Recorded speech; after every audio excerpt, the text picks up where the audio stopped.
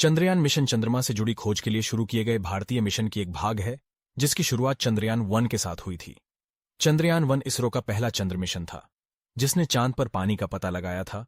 इस मिशन की शुरुआत 22 अक्टूबर 2008 में की गई थी।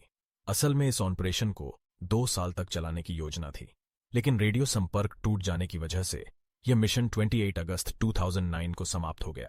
इसके बाद 22 जुलाई 2019 के दिन चंद्रयान-2 को लॉन्च किया गया। इस स्पेसक्राफ्ट में एक ऑर्बिटर, एक लैंडर और एक रोवर शामिल था। ऑर्बिटर का मकसद था 1 साल तक 100 किलोमीटर की ऊंचाई से चंद्रमा की ध्रुवीय कक्षा में परिक्रमा करना, जबकि लैंडर विक्रम को 7 सितंबर के दिन चांद के दक्षिणी ध्रुवीय क्षेत्र में लैंड कराने की योजना थी, जहां सतह के नीचे पानी होने का अनुमान है।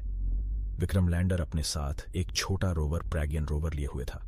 लैंडर और रोवर को एक चंद्र दिन, जो पृथ्वी के 14 दिन के बराबर होता है, ऑपरेट किया जाना था। लेकिन विक्रम के चंद्रमा को छूने से पहले ही लगभग 2 किलोमीटर की ऊंचाई से ही संपर्क टूट गया और यह मिशन फेल हो गया। लेकिन इसरो यहीं नहीं रुकता और वह अपनी इस असफलता से सीख लेते हुए एक बार फिर से अपने मिशन को पूरा करने में लग जाता है।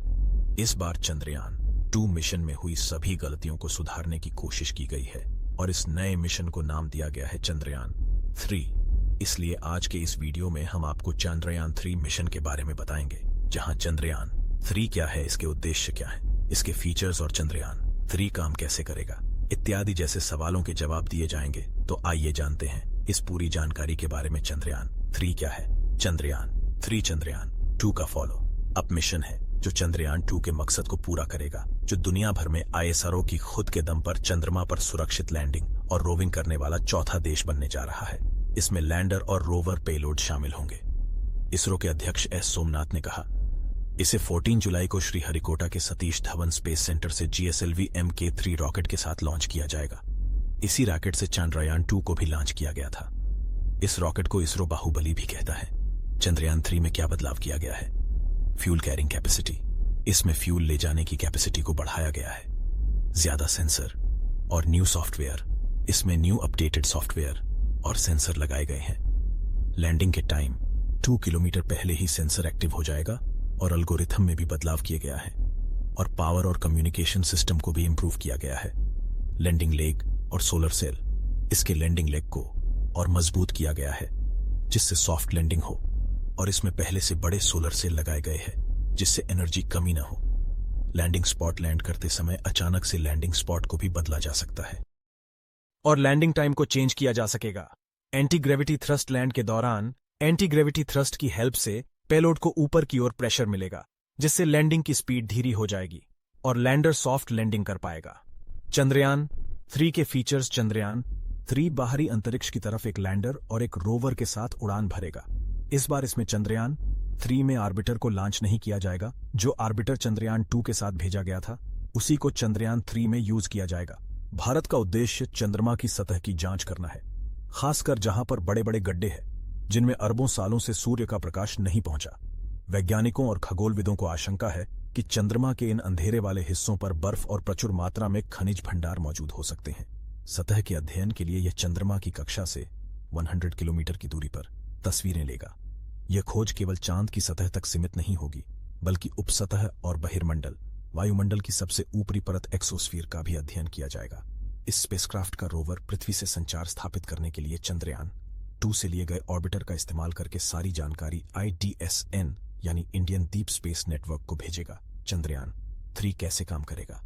Vertical bar, how will Chandrayaan-3 work? ISRO के अनुसार चंद्रयान-3 को उसी रास्ते से चंद्रमा पर भेजा जाएगा जो चंद्रयान-2 का था।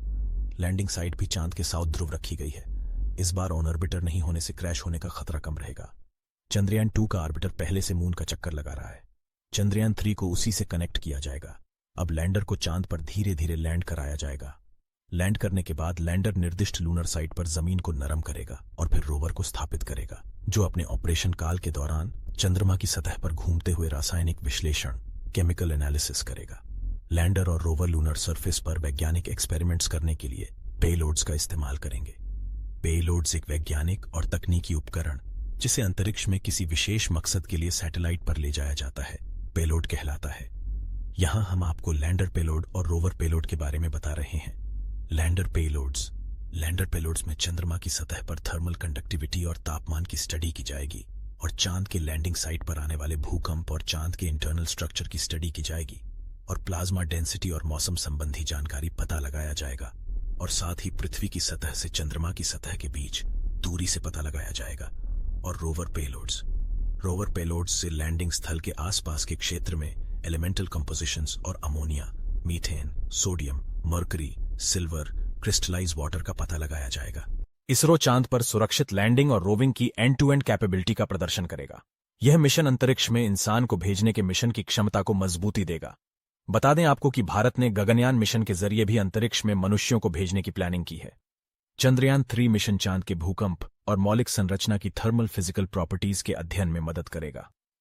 इससे वैज्ञानिकों को आने वाले समय पर मून पर इंसानों को बसाने की तकनीक तैयार करने में सहायता मिलेगी।